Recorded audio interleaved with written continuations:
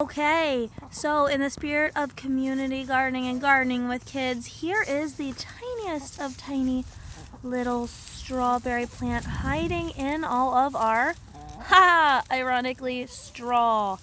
Now, I'm showing you this because look at this little tiny strawberry here even.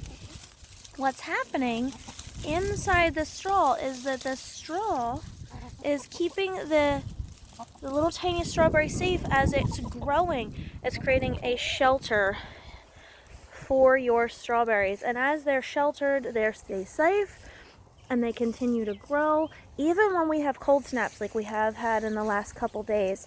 So I know we're in Maryland and normally this time of year we wouldn't be this cold, but you know, we've had some really cold days, almost down to freezing, and this straw on the strawberries has literally kept our little strawberries alive. We honestly weren't sure if we were going to lose them, and this straw has protected them enough.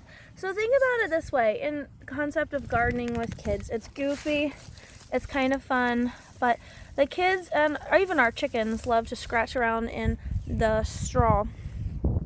It's a really good incubator. It keeps everybody a little bit safe, keeps them hidden from the cold, and also keeps them, you know, that warm fuzzy feeling that you get when you think of like a blanket. So hopefully you are having a good time and that you're able to do that. If you don't have the space like we do and you don't have straw beds like we have here for our little tiny strawberries, what we recommend is there's a lot of different kits out there that you can buy that can be hanging. We're using our beds so that we can continue to take hold of all the runners that will come out of our strawberries, and we're going to actually put a whole nother second bed right over there. Do you see where all that soil is that we've moved? That's going to become a secondary bed once we can get to the Home Depots or lumberyard or wherever and get the lumber to put around it. And as these strawberries grow, they send out little tiny runners. So these little strawberry plants will grow nice and big, and then they'll start to send runners out through this entire bed, filling the bed up. And then what we'll do is we'll pull them out and we'll put them over in our secondary bed. So next year we won't just have strawberries in a 2x12 bed, we'll have two full 2x12 beds that will give us more than enough strawberries for jam and all sorts of yummy, delicious strawberry shortcakes and things like that.